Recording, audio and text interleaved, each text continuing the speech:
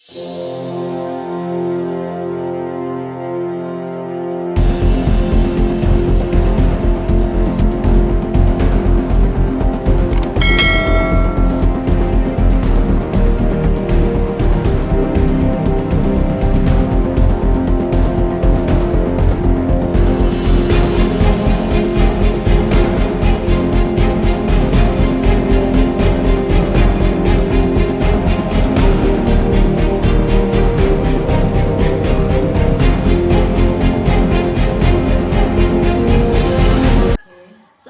warahmatullahi wabarakatuh. Selamat pagi dan salam sejahtera untuk kita semua. Shalom. Di kesempatan ini saya calon guru penggerak angkatan ke-7 Endemina Johanna Marsasail dari SMA Negeri 16 Seram Bagian Barat, Kecamatan Kepulauan Manipa, Kabupaten Seram Bagian Barat akan melakukan praktek coaching untuk supervisi akademik untuk tugas modul aksi nyata modul 2.3.10. Hari ini saya bersama dengan Ibu Sahranusi, guru matematika pada SMA Negeri 16 Seram Bagian Barat. Saya akan melakukan wawancara untuk 3 kali kegiatan, tapi hari ini saya akan melakukannya untuk pra-observasi dan observasi yang akan dilakukan oleh Ibu Sarah nanti di kelas. Bagaimana kabarnya? Alhamdulillah sehat. Ya, semoga tetap semangat ya Ibu Sarah ya. Ya, saya mungkin minta kesempatan Ibu Sarah di pagi hari ini dari waktu mengajar Ibu Sarah untuk mungkin kita berbincang-bincang santai saja tentang hal yang sudah saya sampaikan kemarin-kemarin, bahwa saya akan melakukan supervisi terkait juga dengan tugas, terkait juga dengan tugas saya sebagai kurikulum di SMA ini. Dan Ibu Sarah mendapatkan jadwal yang sudah kita tetapkan. Tapi sebelum Ibu Sarah melakukan observasi nanti atau proses mengajar nanti di kelas, ada beberapa hal yang mungkin saya tanyakan kepada Ibu Sarah terkait dengan persiapan-persiapan yang akan dilakukan oleh Ibu Sarah nanti di kelas. Oke, pada saat ini mungkin pertanyaan saya seputar yang Ibu Sarah tahu gitu, tujuan kita melakukan supervisi itu kira-kira untuk apa? Tujuannya ya Bu ya? Ya. Oke, menurut saya tujuan melakukan supervisi tentunya untuk bisa memperbaiki mungkin kekurangan-kekurangan mengajar, kemudian bisa merubah bagaimana penerapan metodenya ketika melakukannya masih terdapat kekurangan-kekurangan di kelas. Tentunya melalui supervisi kita bisa memperbaikinya di hari depan Bu. Tentunya melalui perubahan metode, model, kemudian strategi mengajar yang diterapkan. Nah, melalui supervisi sendiri kita bisa meningkatkan kualitas mengajar kita, kemudian terutama dalam melengkapi administrasi mengajar, contohnya RPP, kemudian media-media ajar yang mungkin ketika penerapannya masih terdapat kekurangan. Melalui supervisi kita bisa merubah. Iya, oke. Sangat dalam ya pemahaman Ibu Sarah tentang supervisi ini, karena sejauh yang saya pahami gitu, guru-guru itu kebanyakan merasa takut gitu, merasa gugup ketika akan melakukan supervisi, karena mereka berpikir bahwa mungkin nanti ditemukan kesalahan atau dicari-cari kesalahan, kemudian apakah kita bisa atau tidak, padahal sudah dilakukan setiap hari proses itu gitu, dari ketika proses belajar mengajar dan kita pertama menjadi guru, proses itu tetap kita lakukan. Tapi ketika akan disampaikan bahwa kita akan melakukan supervisi gitu, dari kurikulum atau dari pengawas atau dari kepala sekolah, ketika melakukan supervisi guru-guru ada saja alasannya. Tapi hari ini saya mengucapkan terima kasih untuk Ibu Sarah sendiri, karena Ibu Sarah dengan segala kemampuan Ibu Sarah mau juga bersedia untuk melakukan supervisi ini, dengan yang tadi saya sudah dengar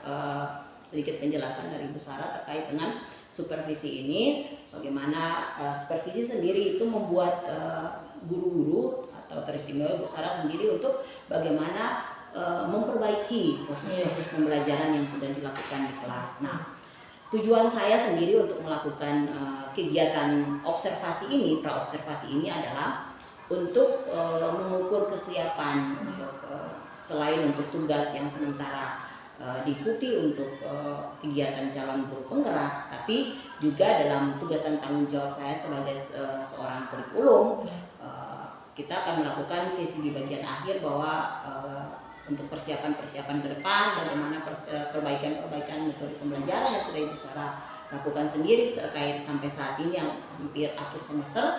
Nah, bagaimana kita bisa melihat perubahan-perubahan itu, kemudian apa yang akan disiapkan, bagaimana media pembelajarannya, apakah masih sama dengan media pembelajaran kemarin atau model pembelajaran juga mungkin berbeda.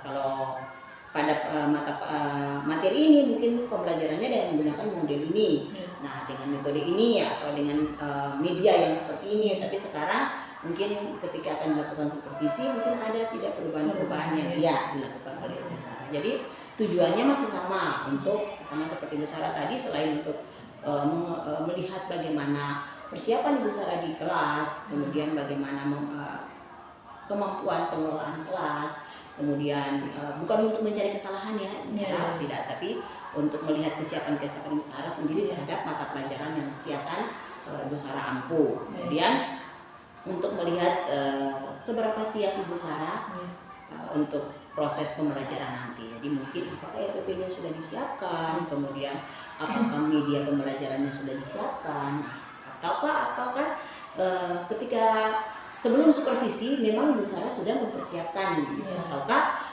mau dengan supervisi, nah seperti guru yang lain,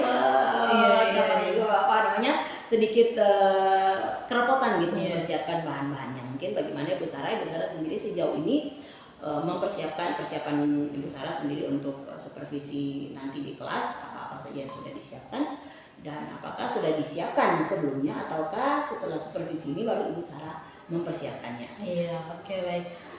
Tentu kita sebagai seorang guru ya Bu ya, harus mempersiapkan segala sesuatu sebelum memulai proses pembelajaran di kelas. Ya, terkait kesiapan untuk supervisi, memang perangkatnya sudah disiapkan sebelum kalau supervisi ini dilakukan. Di antaranya yang sudah disiapkan dalam proses pembelajaran nanti, yaitu tentunya RPP, rencana pelaksanaan pembelajarannya, kemudian lembaran kerja peserta didik yang termasuk modul ajar, kemudian media terkait dengan materi yang mau disampaikan, kemudian mungkin ada ice breakingnya atau bentuk permainan apa gitu sudah disiapkan juga, kemudian media bantu misal Chromebook sudah dipersiapkan, bahan-bahan ajar juga sudah di-share ke grup matematika sendiri Bu.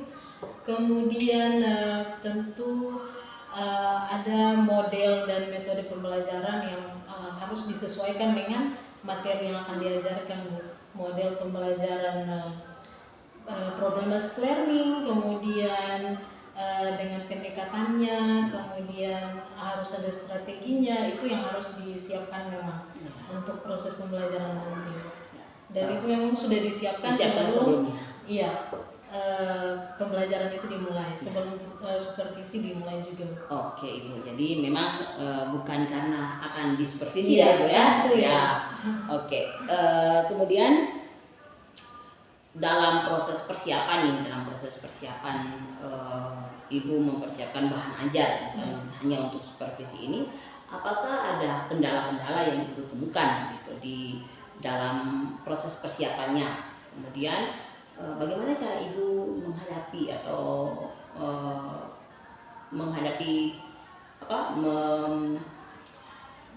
membuat kendala-kendala itu sehingga kendala-kendala itu tidak menjadi halangan gitu. Bagaimana Ibu mengatasi gitu? Cara mengatasi Ibu untuk kendala-kendala yang Ibu hadapi dalam mempersiapkan proses supervisi ini atau dalam proses pembelajaran sendiri, karena matematika ini kan mata pelajaran yang paling membosankan dan paling menakutkan. Nah, ketika Ibu mempersiapkan, apa ada kendala-kendala yang dihadapi? Tentu ada ya Bu ya, kendala berupa misal kalau dalam pembuatan media ajar, kemudian mencari strategi apa yang pas untuk materi yang akan dibawakan, tentu punya kendala. dan itu harus dicari solusinya bagaimana supaya bisa mengatasi kendala itu. Misal dalam pembuatan LKPD yang harus disesuaikan dengan kondisi siswa, kemudian yang harus disesuaikan dengan materinya. Nah itu saya memiliki kendala sendiri dalam pencarian bagaimana bentuk-bentuk soal yang harus saya buat sesuai dengan kondisi sekitar, kemudian sesuai dengan kemampuan, kemudian harus sesuai dengan masalah kontekstual atau kehidupan sehari-hari. Nah itu memang harus membutuhkan penalaran yang cukup dari guru, kemudian nanti disampaikan oleh siswa. Kemudian menyesuaikan model strategi pembelajaran, karena untuk model pembelajaran sendiri kan yang wajib dipakai yaitu PBL dan PJBL ya.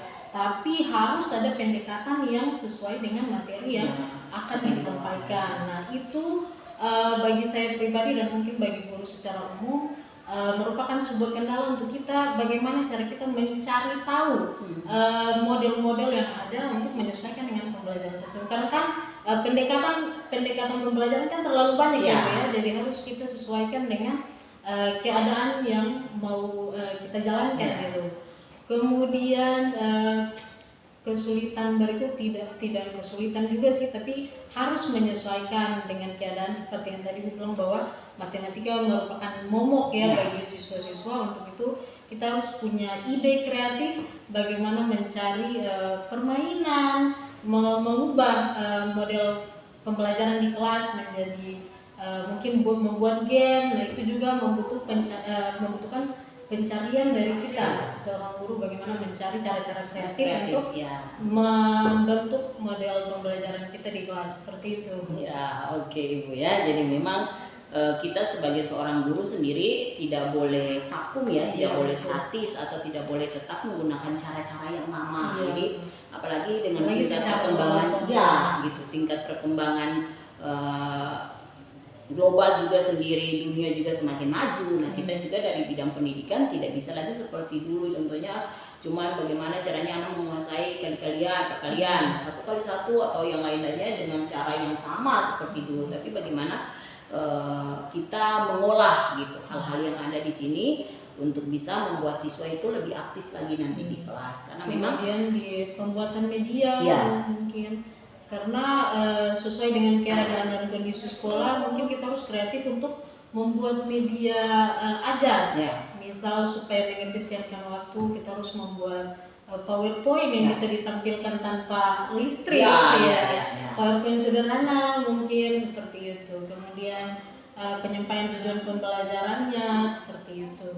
Oke, benar sekali Bu, karena memang kita di sini masih sangat bukan terbelakang ya, tapi memang karena kondisi sekolah sendiri berada di area yang tidak ada penduduknya, kemudian listrik juga belum masuk di sini, jaringan internet juga sudah sangat lambat. Jadi kita sendiri juga bagaimana sebagai seorang guru kreatif gitu, apalagi kalau kita coba memanfaatkan papan tulis, maka nanti akan menghabiskan waktu yang sangat lama untuk mencatat di apalagi matematika dengan banyak rumus yang ini.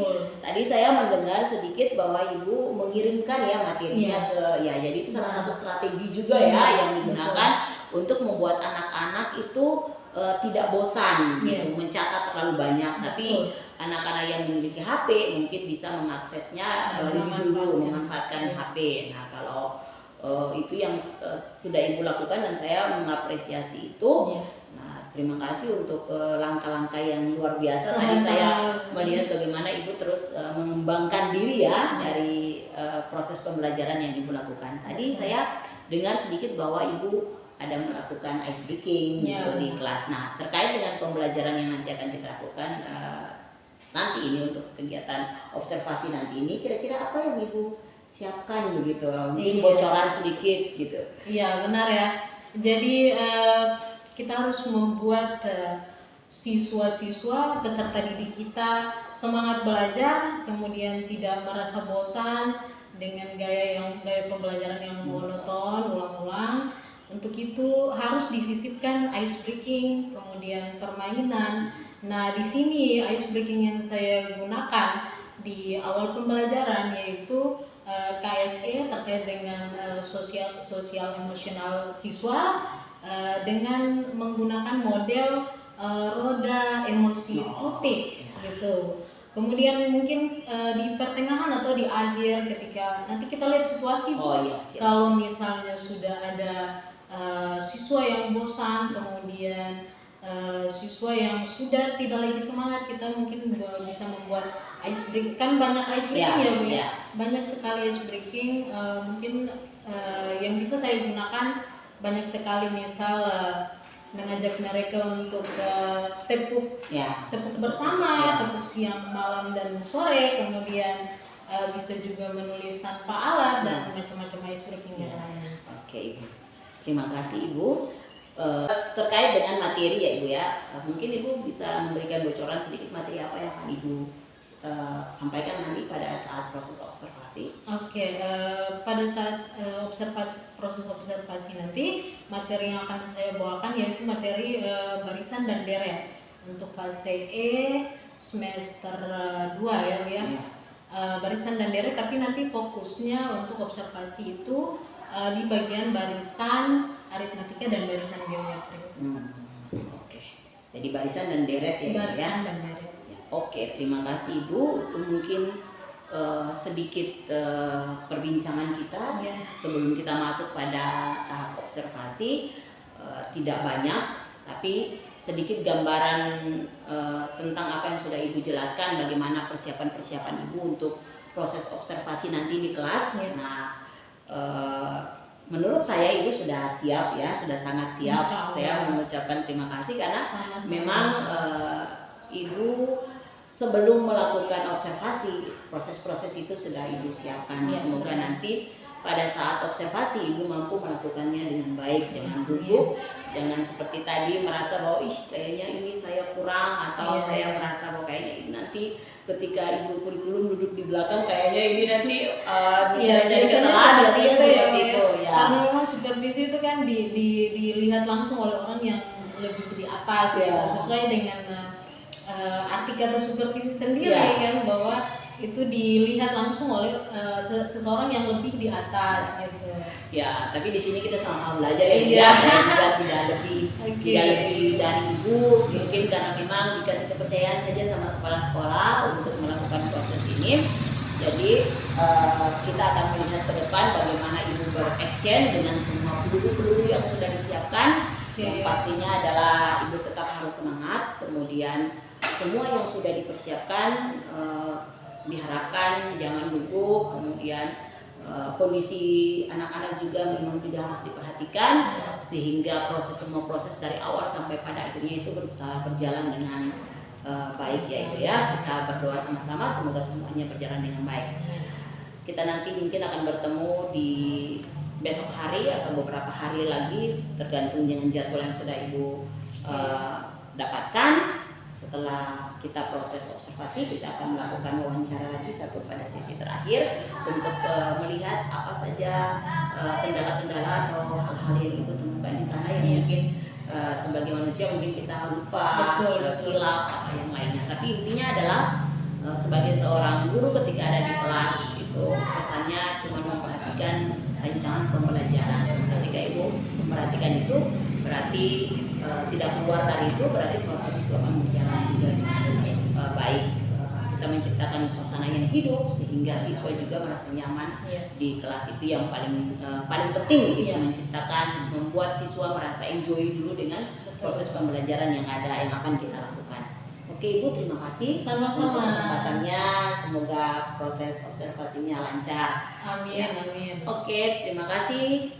Demikian wawancara pra observasi saya bersama dengan Ibu guru matematika yang cantik ini, Ibu Sarah Nusi. Sampai bertemu lagi di proses dan wawancara selanjutnya. Assalamualaikum warahmatullahi wabarakatuh. Selamat pagi dan shalom. Sampai jumpa.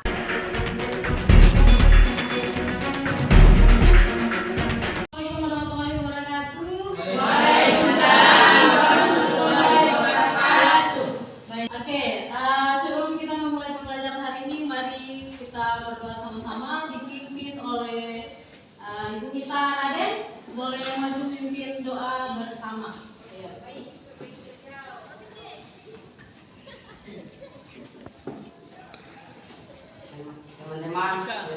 membahas aktivitas belajar bersama-sama. Mari kita berdoa terlebih dahulu. Berdoa dimulai. Amin. Oke, Raden boleh kembali. Ya, semoga dengan doa tadi pembelajaran kita hari ini bisa berjalan lancar. Jangan absen ya. Kelas B. Kelas B jumlahnya ada berapa orang? 27. Kita kelasnya mana? Oke, Ibrahim. Ada yang apa hari ini? Siapa? Samsudin 42. Selain itu ada? Oke, 2 orang ya? Ya. Ibu minta 1 orang boleh pimpin di depan untuk sama-sama kita menyanyikan lagu nasional. Lagu yang akan kita nyanyikan adalah lagu Garuda Pancasila. Ibu minta Amel boleh pimpin di depan. Silakan.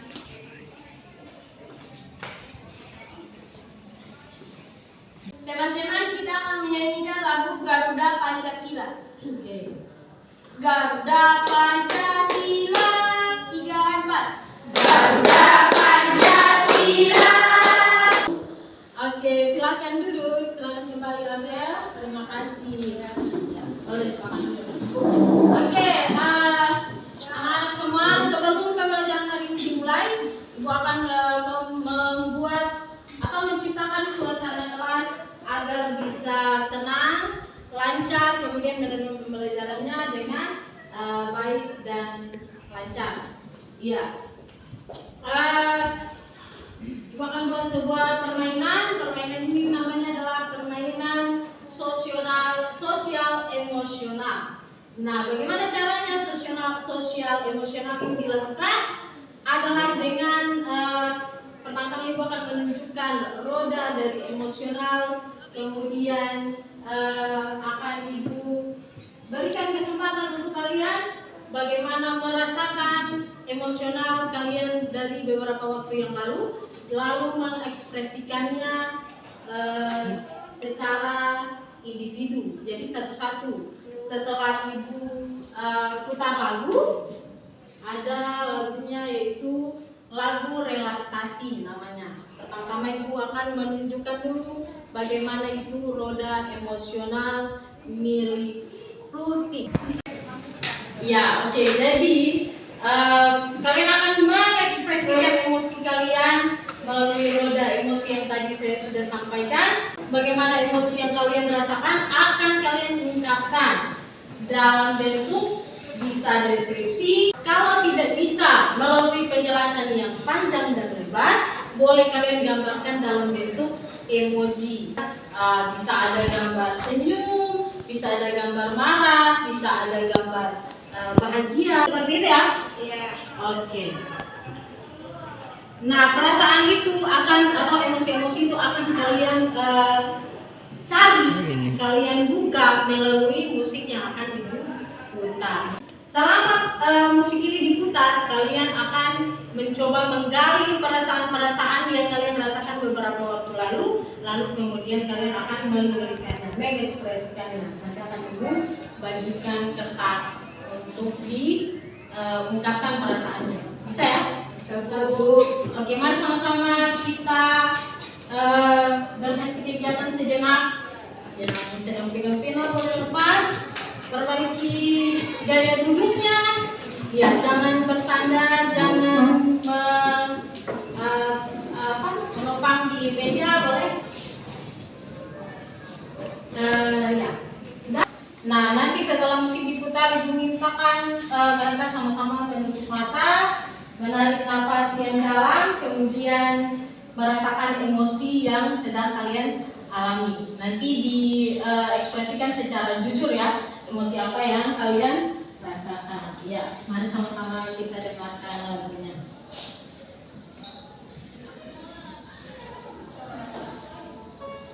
Yes, silakan ditutup matanya. Jangan duduk dengan bebas, lepaskan pikiran negatifnya, kemudian rasakan emosi apa yang didapat.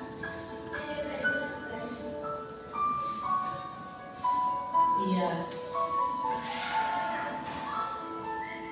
Bernapaslah dengan lega, jangan tegang, kemudian pikirkan apa yang emosional apa yang sedang kalian rasakan beberapa waktu yang lalu.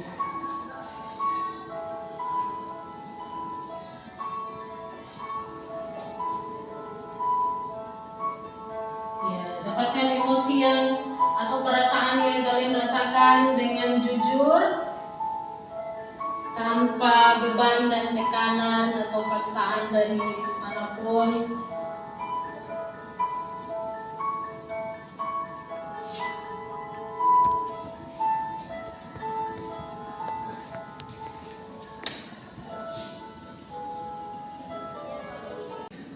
Oke, cukup.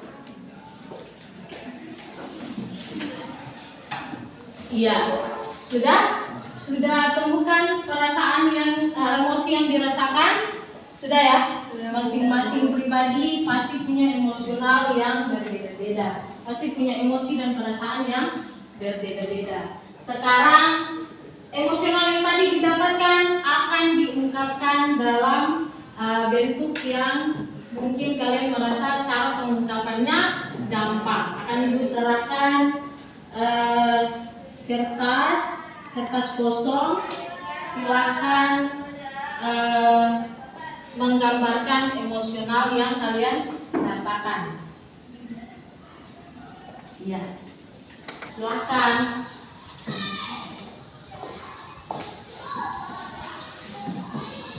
Digambarkan secara jujur ya, emosinya ya.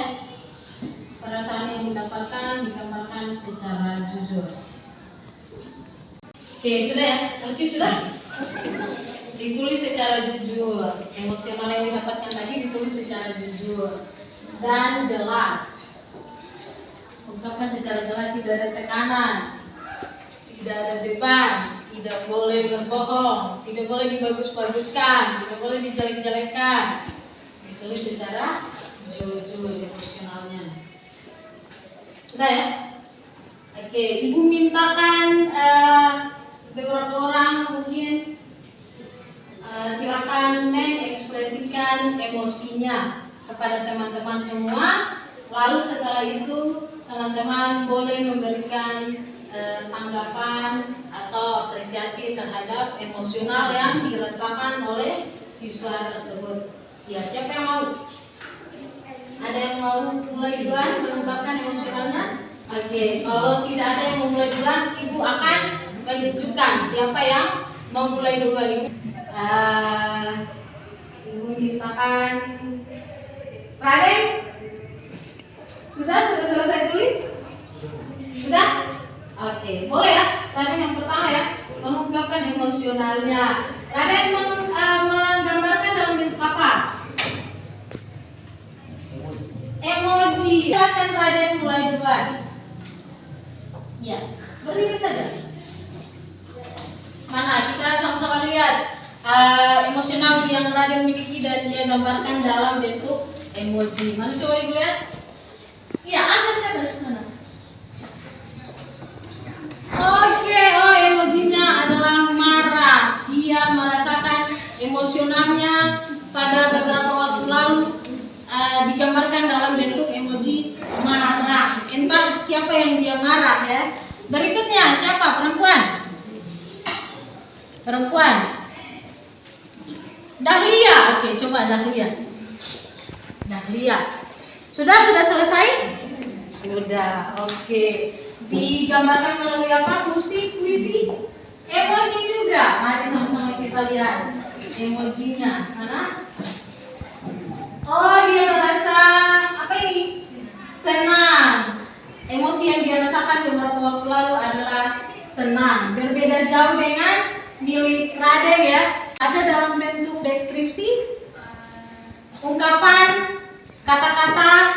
Ada siapa? Fitri. Oke, Fitri. Coba mari kita dengar sama-sama ungkapan emosional yang Fitri rasakan. Oke, coba silakan.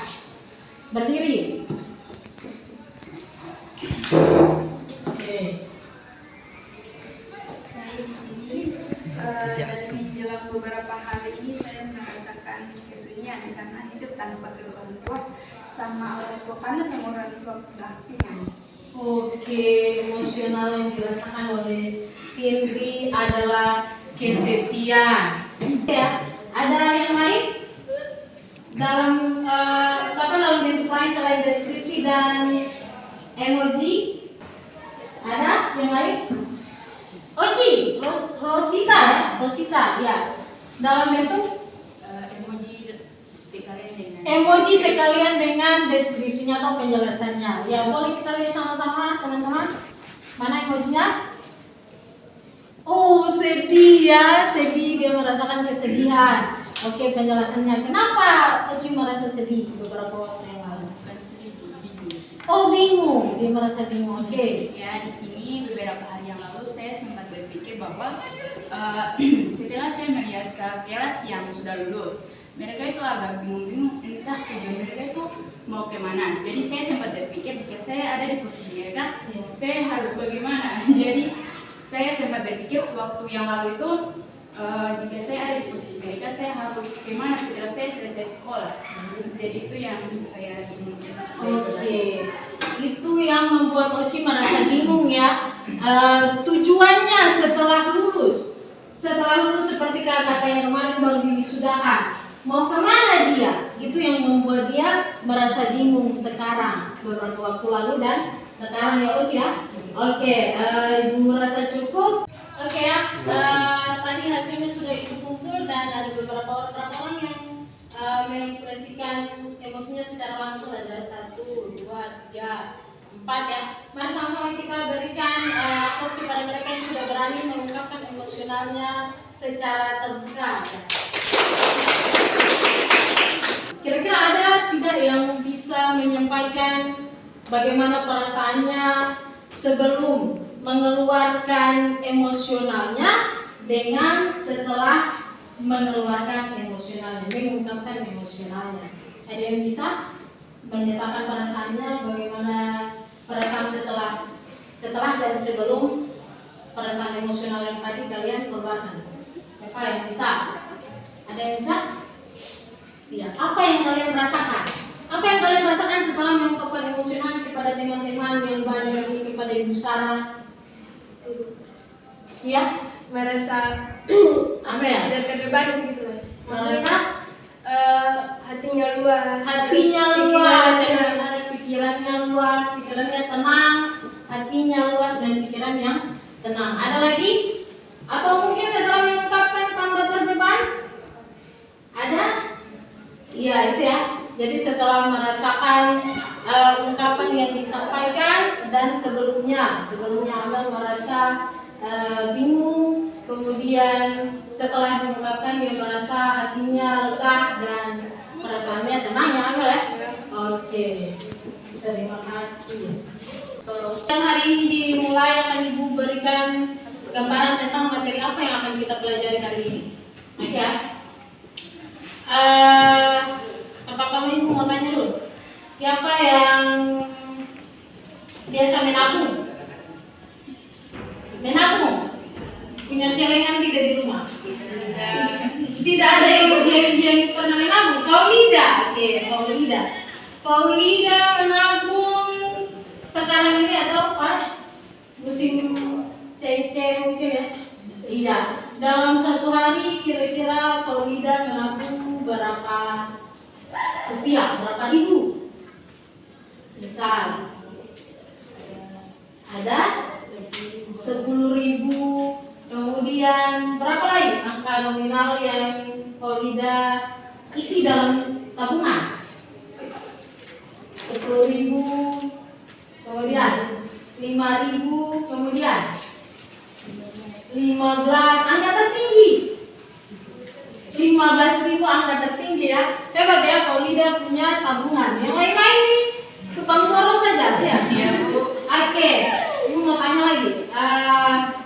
Tabungan yang Paulida biasa isi ini dari angka 5.000, 10.000 dan 15. Nah, itu 3 nominal yang biasa Paulida gunakan untuk menabung.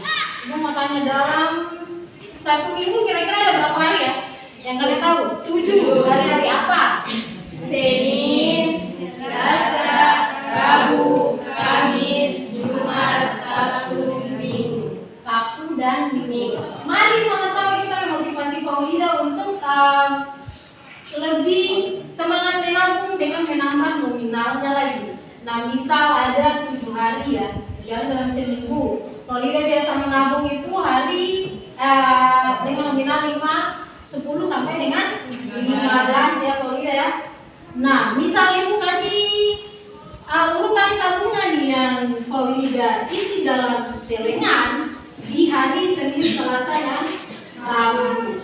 Nah, pada hari Senin dia menabung 5.000, kemudian hari Selasa 10.000, hari Rabu 15. Nah, setelah kita kasih semangat untuk Paulida untuk menabung lebih giat lagi, mungkin dia akan lebih semangat menabung pada hari Kamis, dinaikkan jadi 20. Kalau diurutkan berarti pada hari Jumat 25, hari Sabtu 30, kemudian hari Minggunya 35. Wah, pada hari Minggu dia punya banyak uang ya, ditabung dalam celengan jadinya 35.000, dari nominal 5.000 sampai dengan 30.000. Kira-kira dari gambaran tabungan si Paulida, apa yang kalian dapatkan? Pikirkan, ada apa di dalam waktu, kemudian jumlah tabungan dan hari. Gambaran apa yang kalian temukan dalam proses menabung si Paulida? Apa yang kalian temukan? Ada? Ada sesuatu yang membentuk pola. Kemudian bilang ada sesuatu yang membentuk pola bilangan. Misal bilangan jumlah nominal yang ditabung Paulida 5, 10, 15 sampai dengan 35. Kemudian ada apa lagi? Ada? Amel, ada apa? Ya, silakan. Ada tadi Dahlia mengatakan bahwa ada pola bilangan. Iya, hari ini kita akan mempelajari tentang barisan aritmetika dan deret. Nah, Ibu mau bilang dulu bahwa yang tadi diungkapkan oleh Dahlia benar ya, ada sesuatu yang membentuk pola, ada bilangan di dalamnya. Ada pola itu apa dulu pola? Ada yang tahu itu pola? Pola adalah sebuah aturan atau bentuk atau susunan. Nah, dalam barisan dan deret itu terdapat pola bilangan, aturan bilangan, susunan bilangan. Oke ya? Nah, sehingga sebelum kita memulai, kalian perlu tahu tujuan dari pembelajaran kita hari ini. Tujuan pembelajaran kita hari ini adalah bagaimana kalian bisa menganalisis bagaimana bentuk dari barisan aritmetika, juga bentuk dari barisan geometri. Jadi barisan itu terbagi jadi barisan aritmetika dan barisan geometri. Kemudian bisa menentukan suku KN atau nilai dari suku KN dengan menggunakan rumusnya. Kemudian bisa menentukan apa itu beda dan atau selisih dari barisan aritmetika. Oke ya? Mari sama-sama kita mulai pembelajarannya. Di sini Ibu punya beberapa pertanyaan terkait dengan materi yang akan disampaikan. Nah, Ibu punya beberapa, ini apa di depan?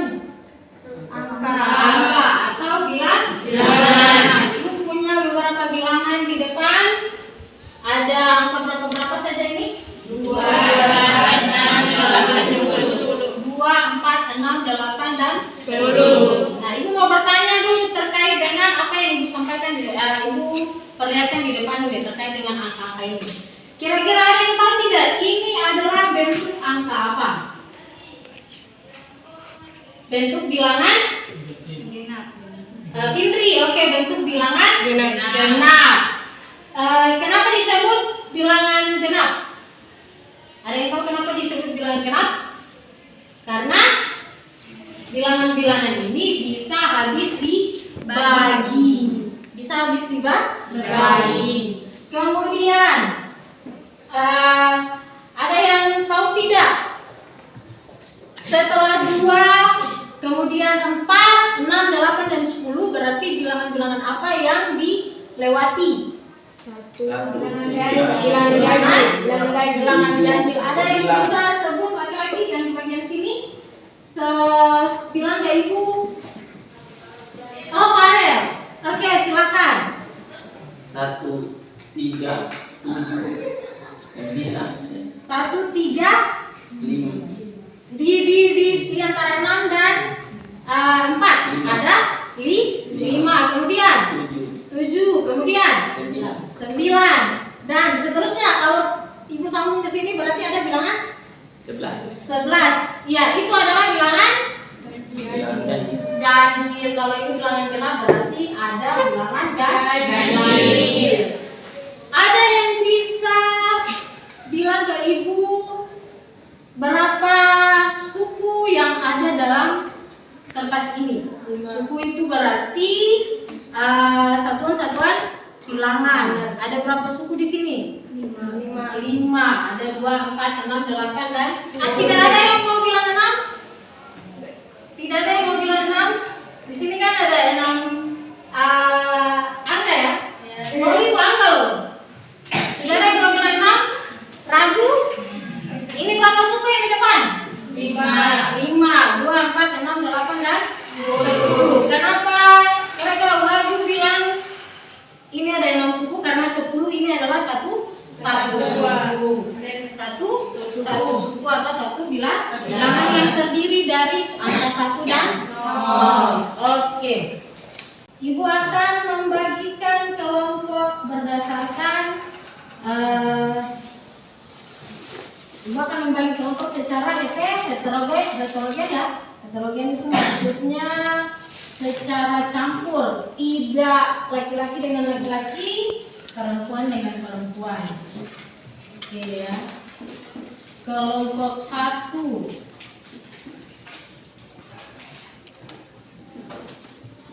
Kelompok 1 itu Amelia Faisal, kemudian Dimas, ada Dimas? Tidak.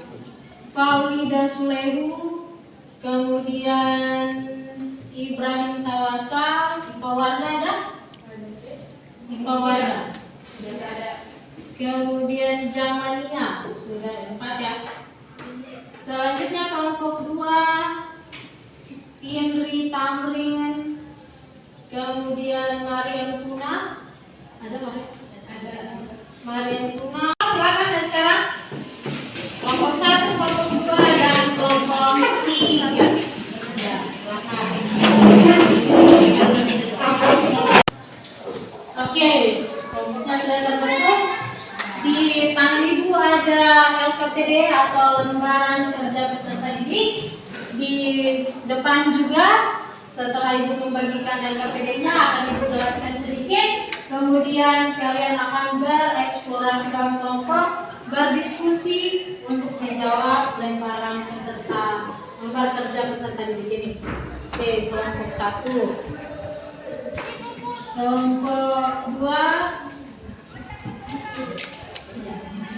kelompok 3. Nah, ya. Nah, setelah itu yang ini adalah lembaran kotak perbedaan barisan aritmatika dan barisan geometri. Nah, setelah kalian menjawab LKPD-nya, ini merupakan tugas kedua dalam kelompok yang akan kalian kerjakan, yaitu menentukan perbedaan dari barisan aritmatika itu seperti apa dan barisan geometri itu seperti apa. Silakan. Kelompok 1. Ya.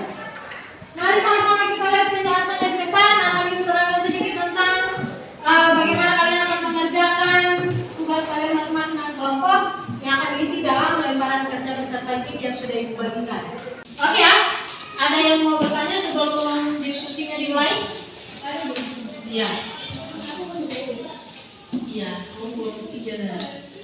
Oke, jadi seperti itu ya, kelompok 3, kelompok 2 dan kelompok 1 silakan berdiskusi dan menyelesaikan LKPD-nya dimulai dari sekarang. Ya. Kan boleh. Oke, masih saja masuk ke depan ulang divisi 24 didapat dari mana? 20 ditambah dengan 4 sebanyak satu kali. Kalau 28 berarti 4-nya ditambah sebanyak 2 kali dengan 20 sampai dengan langkah yang selanjutnya. Presentasi ya. Sebelum presentasi Ibu akan bagikan nomor kepala. Di sini ada nomor 1 sampai 5. Masing-masing orang dapat 1. Oke, gitu ya. Silakan dipasang di kepala lalu akan coba mulai presentasinya. Ya, silakan. Setelah diisi dalam LKPD lalu kemudian dijelaskan bagaimana cara mendapatkan.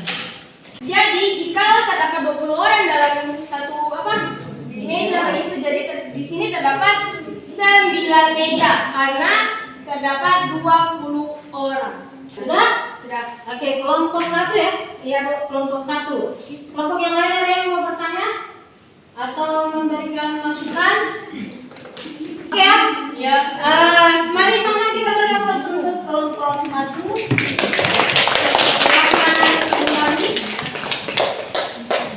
Oke.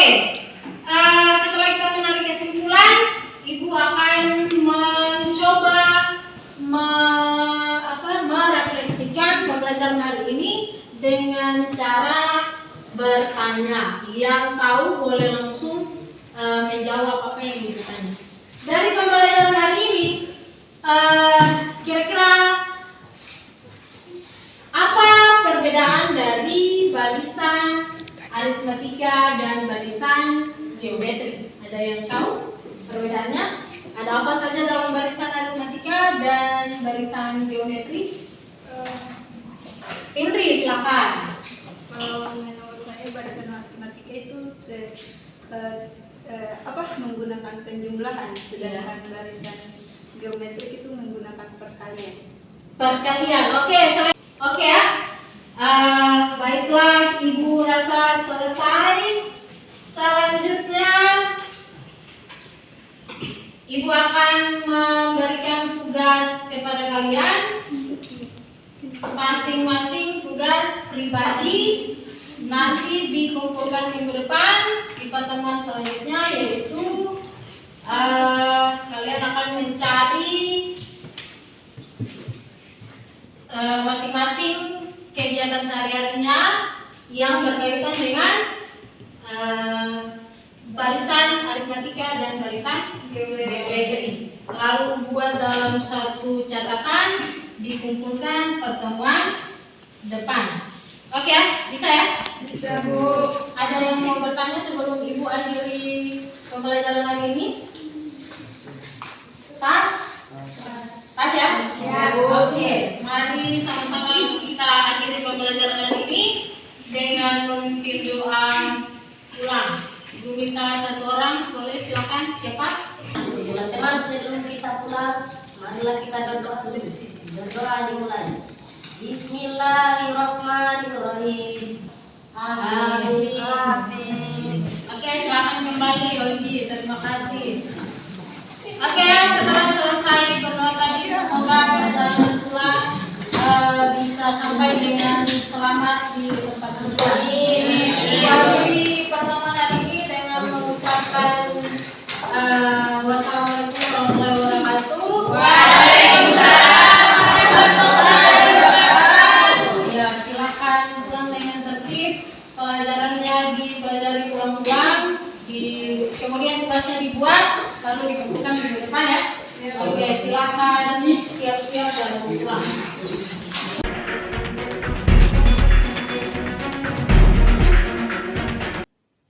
Assalamualaikum warahmatullahi wabarakatuh. Waalaikumsalam warahmatullahi wabarakatuh. Ibu Sarah, selamat siang. Selamat siang. Bagaimana kabar hari ini? Alhamdulillah sehat-sehat, Bu. Ya, terima kasih ya untuk kehadiran Ibu Dwi dan Ibu Sarah di siang hari ini. Sebelumnya saya perkenalkan dulu kepada pemirsa, siang ini saya akan melakukan kegiatan yang ketiga dari coaching yang terdapat pada modul 3.2, di mana saat ini saya bersama dengan pengajar praktik saya, Ibu Dwi Maliana Junita SPD, dan juga teman rekan guru saya yang membantu saya pada proses coaching kali ini adalah Ibu Sarah Nusi SPD yang hari kemarin kami sudah selesai melakukan kegiatan observasi, dan saat ini kami akan masuk pada kegiatan pasca observasi. Ya, kita akan mulai ya Ibu ya. Ya, boleh. Kemarin untuk ketahuan Ibu Dwi sendiri, Bu Sarah sudah selesai melakukan observasi di kelas. Beliau adalah guru matematika dan kelas yang dipilih adalah kelas 10 kemarin. Kemudian sebelum kita ngobrol-ngobrol santai saja ya Ibu Sarah ya, jangan tegang ya, santai. Ya, kegiatan tujuan kita melakukan kegiatan pada pasca observasi ini adalah bukan untuk melihat kekurangan Ibu Sarah di kelas, tidak juga. Kita berdua kemarin seperti pada kegiatan observasi, saya menjelaskan bahwa kita adalah mitra.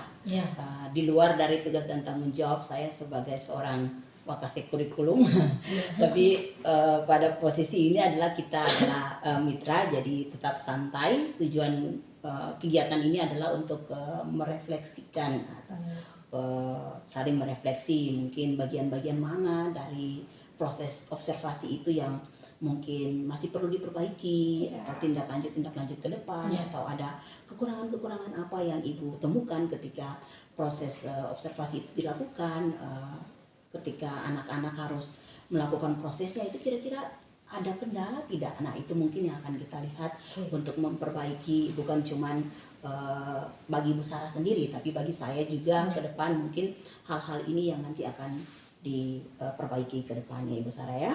Oke. Ibu Sarah sudah siap? Ya, jadi kita langsung saja. Mungkin hal yang paling pertama, sama seperti proses kemarin Ibu Sarah di kelas, hal yang pertama yang Ibu Sarah lakukan adalah menanyakan bagaimana perasaan anak-anak ya, Betul. dengan menggunakan emoticon untuk membangun kesadaran sosial emosional siswa. Nah, mungkin itu hal yang pertama yang saya akan tanyakan kepada Ibu Sarah. Jadi bagaimana perasaan Ibu Sarah ketika melakukan proses supervisi kemarin, proses observasi di kelas? Terkait dengan perasaan saya Bu ya, pada menit-menit pertama tentunya karena ini diawasi langsung oleh Ibu selaku wakasek kurikulum, kemudian selaku CGP kan, ya tentu pada menit-menit pertama yang saya rasakan adalah deg-degan. Deg-degan kenapa? Karena mungkin takut ketika saya melakukan mungkin kekeliruan, kesalahan, atau ya sesuatu yang seperti itulah yang saya rasakan Bu. Mungkin seperti itu saja. Itu memang terlihat jelas ya dari gestur Ibu Sarah ketika memang sudah melakukan proses supervisi ini kan memang bukan pertama ya buat Ibu Sarah. Kita juga pernah disupervisi oleh kepala sekolah. Tapi kayaknya lebih saya masih ada rasa itu, tapi saya lihat kelihatannya lebih tegang saya. Karena ini kan wakasek kurikulum langsung kan, punya keahliannya di situ. Ya. Jadi itu yang Bu Sarah rasakan pada awal-awalnya, tapi ke belakang-belakangnya sudah mulai mengalir. Sudah mulai mengalir ya. Saya juga melihat jelas proses-proses yang Ibu Sarah lakukan, mulai daripada KSE itu ditempatkan. Nah, bagaimana memancing sosial emosionalnya siswa untuk mengeluarkan mengeluarkan pendapat mereka. Mungkin satu hal yang ingin saya tanyakan, apakah ada perbedaan ketika dulu proses supervisi yang dilakukan sebelumnya oleh Ibu Kepala Sekolah dengan yang dilakukan oleh saya sebagai CGP, apakah ada perbedaan gitu di Bu Sarah? Iya, tentu ada. Karena dulu pas proses supervisi dilakukan oleh Ibu Kepala, kepala sekolah, saya belum melakukan kegiatan yang tadi Oh, itu, KSE. iya, KSE-nya. Kemudian banyak sekali strategi yang tidak saya terapkan Iya. ketika diobservasi langsung oleh ibu kepala sekolah. Nah, bedanya itu sama yang kemarin yang ya. diobservasi ibu kemarin. Saya sudah mulai melakukan KSE tadi, kemudian sudah mulai menerapkan beberapa strategi pembelajaran. Tentu ada kesan yang berbeda. Ya. Oke ya Bu ya. Jadi ada peningkatan ya, Ada peningkatan peningkatan, yang betul. dirasakan oleh ibu sebelum supervisi yang pertama, kemudian mungkin pembelajaran yang biasanya Iya. kita lakukan.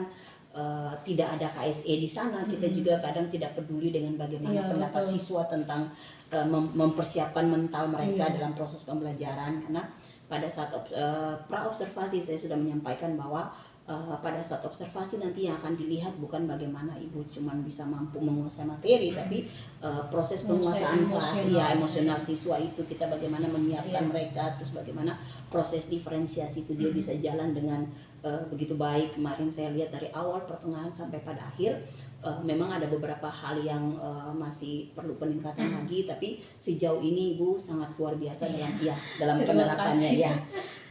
Anak-anak juga santai gitu, Iya, anak-anak sudah santai. Apalagi ini pelajaran matematika Iya, ya, betul. pelajaran matematika Pelajaran yang terus memang ya jadi sangat momen. menguras Iya. otak.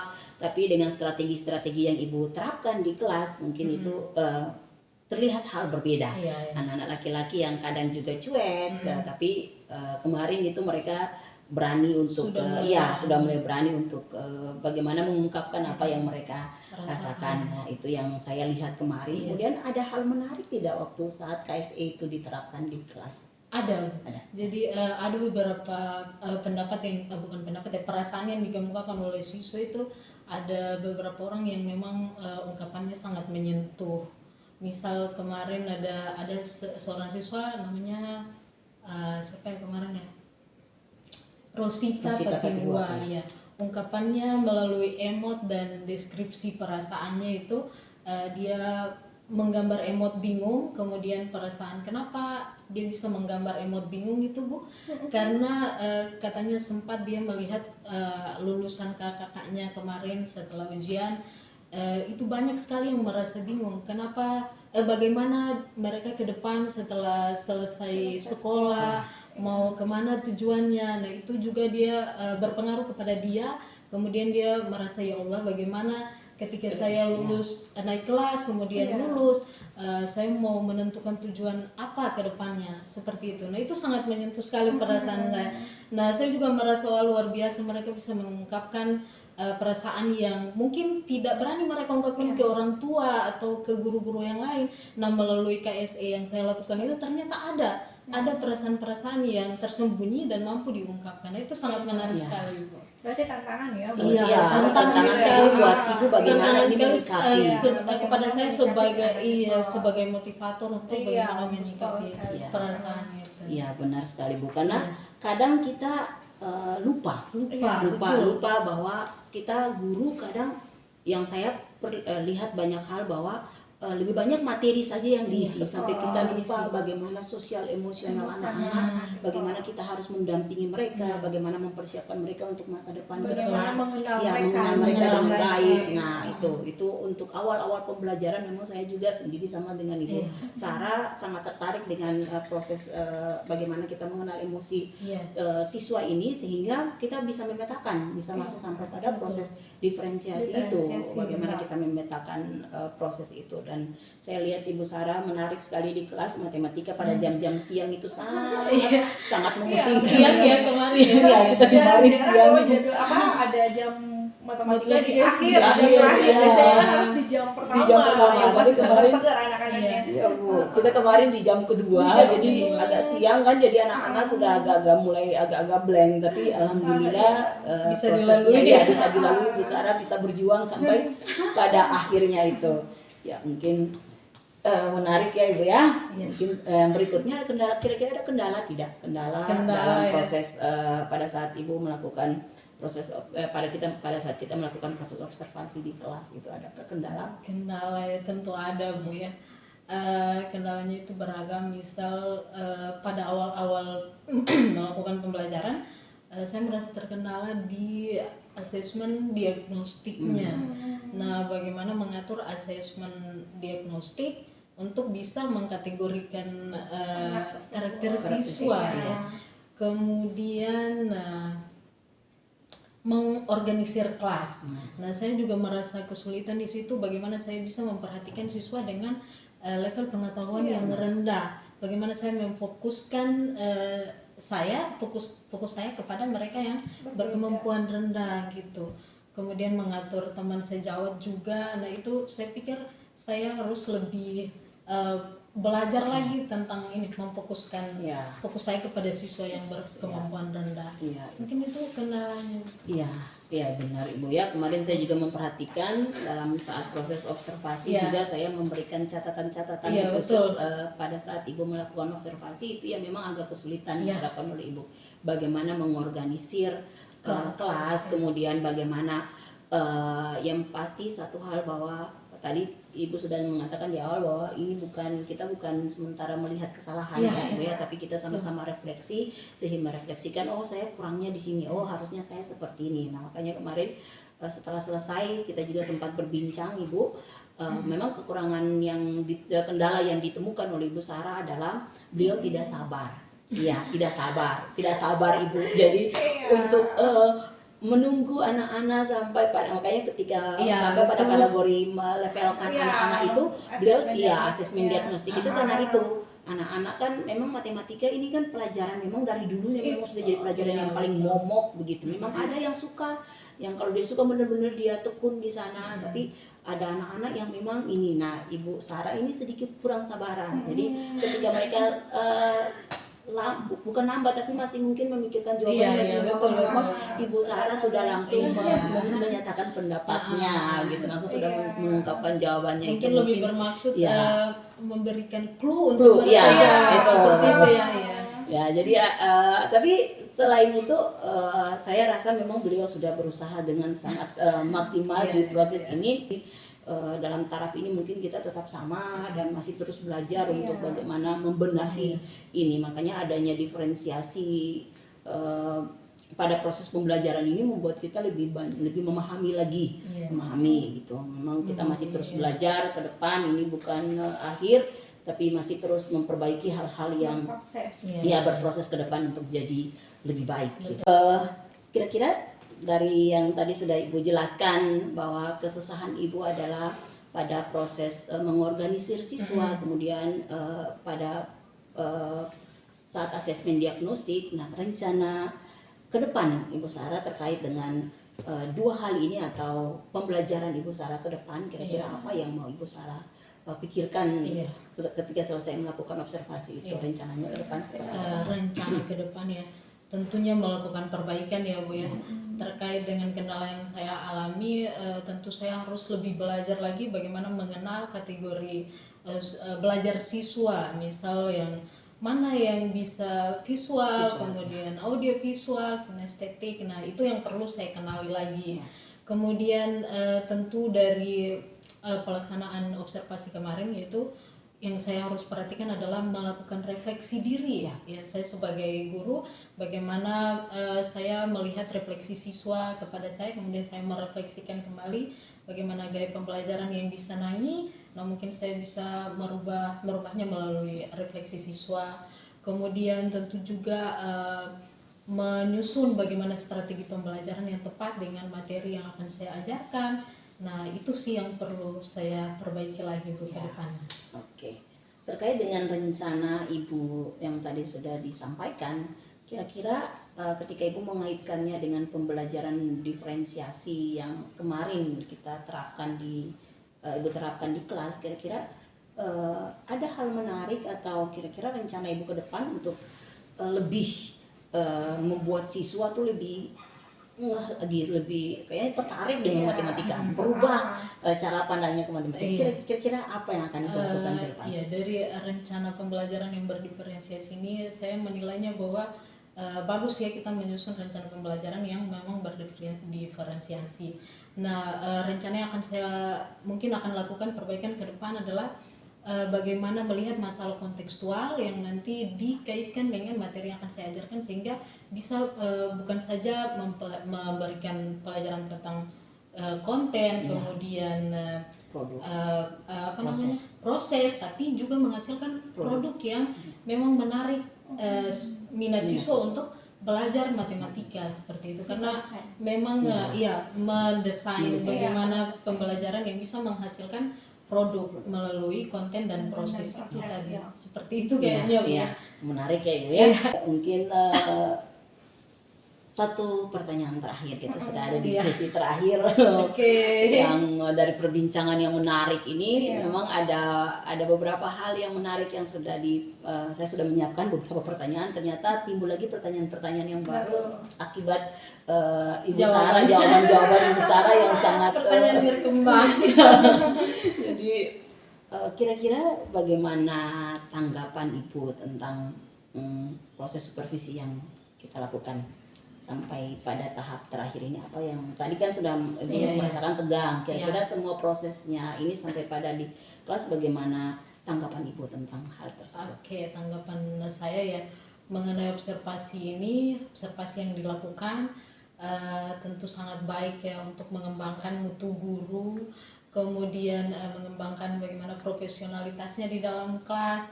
Nah, proses observasi ini, proses supervisi ini, harapan saya adalah harus selalu dilakukan, harus selalu berkesinambungan, sehingga bisa bagaimana meningkatkan mutu guru melalui refleksi yang diberikan oleh siswa, refleksi yang diberikan oleh supervisor.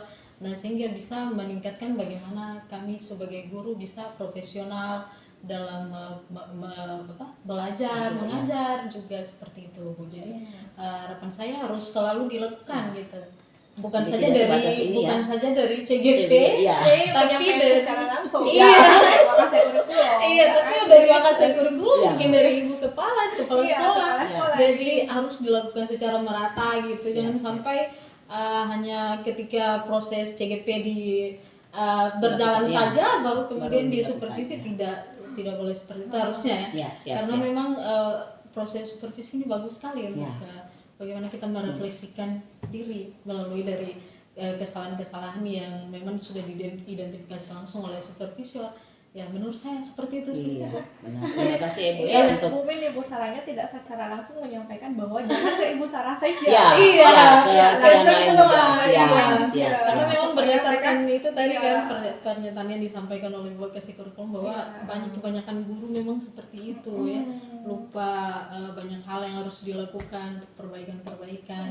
Kemudian mengajarnya masih monoton, aktivitasnya sehari-hari masih biasa-biasa saja. Makanya melalui supervisi ini bisa ketemu diagnosis kesalahan-kesalahan dari guru kan untuk perbaikan ke depan. Karena melalui supervisi ini ya diagnosis itu didapati seperti itu, diawasi langsung kan Bu ya.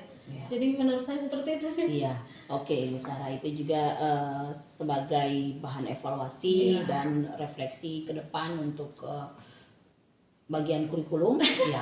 Karena memang Ibu di sini memang saya agak sedikit ketat untuk bagian kurikulum. Memang saya belum memang ada beberapa guru yang waktu saya penilaian itu ketika memeriksa perangkat mereka itu memang belum secara lengkap belum secara lengkap mereka mendesain pembelajaran, dan sambil lalu kadang kan supervisi bagi seorang pemimpin itu tidak dilakukan, kadang juga duduk di kelas secara langsung. Jadi kadang saya jalan, kalau ibu kepala sekolah tidak ada di tempat, memang saya harus melaporkan kepada ibu kepala sekolah, memantau semua proses pembelajaran. Kadang jalan di kelas dan melihat, oh ternyata guru ini masih menggunakan seperti ini. Nah mungkin Bu Sarah ingat kalau kita ngobrol-ngobrol atau ada rapat-rapat kecil-kecil, saya sering menyampaikan bahwa teman-teman prosesnya tuh seperti ini. Jangan cuma monoton baca saja atau tulis saja atau seperti itu. Ada istilah yang kata dulu sampai itu masih juga dilakukan oleh beberapa guru, ditemukan di sini. Tapi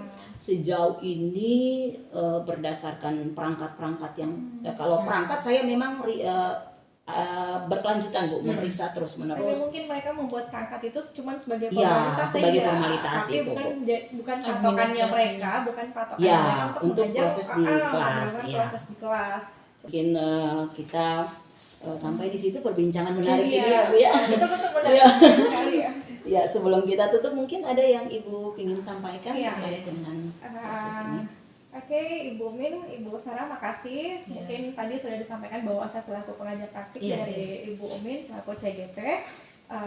Sebelumnya juga saya sudah sampaikan tadi ke Ibu Sarahnya bahwa Ibu Sarah memang harus banyak belajar ke Banyak Ibu Min belajar. karena selama saya berproses dalam program pendidikan guru penggerak angkatan 7 ini, saya salut sama semangatnya beliau.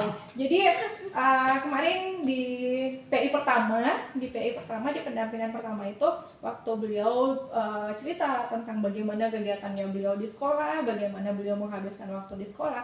Saya salutnya di situ karena benar-benar beliau ingin melakukan perubahan Iya, kepada betul.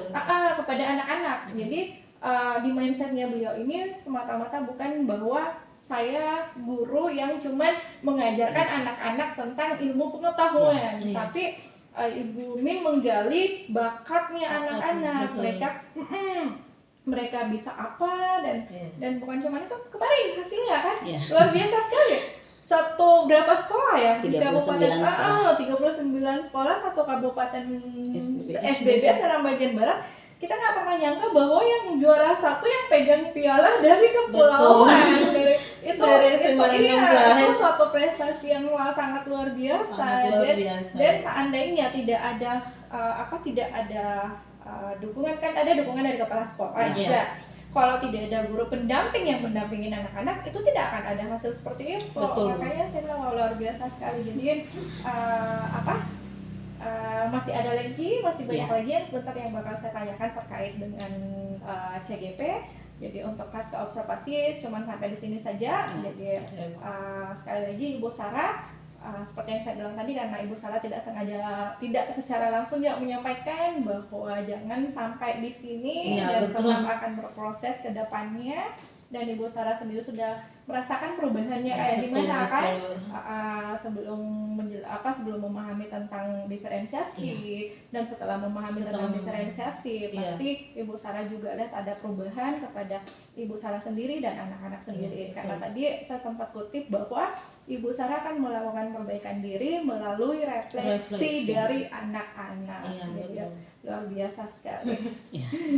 Ya, terima kasih Bu untuk Iya. tips-tips atau pesan-pesan yang disampaikan bukan cuma buat Ibu Sarah, juga buat saya. Satu hal saya ingin sampaikan kepada Ibu Sarah masih sama seperti yang saya pesannya dulu, jangan pernah puas. Iya. Karena ketika kita sudah puas berarti kita rasa bahwa kita sudah yang paling mampu. Nah, karena ujian terbesar adalah bukan kita ada di lingkungan kita, tapi ujian terbesar adalah ketika kita keluar dari zona nyaman kita. Betul. Nah, itu mungkin saja yang bisa saya sampaikan di sore hari ini untuk Ibu Sarah. Terus Penutup. belajar, terus berjuang. Iya. Terima kasih Budi sudah datang Iya. ombak-ombak. Saudara-saudara hari Jadi adrenalin luar biasa. prosesnya PP saya ini sangat luar biasa karena kami ada di daerah kepulauan dan pada saat ini itu musim timurnya iya. sedang mulai ngamuk-ngamuknya. Dan Ini beliau terkenal. benar-benar semangat 4 jam perjalanannya. Beliau akan kembali lagi dan akan kembali terus ke Manipa dan semoga perjalanannya selama proses perjalanannya beliau dilindungi, tetap sehat, tetap kuat, dan berkat Pulau Manipa menemani beliau sampai pada proses-proses selanjutnya. Cukup sekian. Assalamualaikum warahmatullahi wabarakatuh dan salam sejahtera, salam dan bahagia.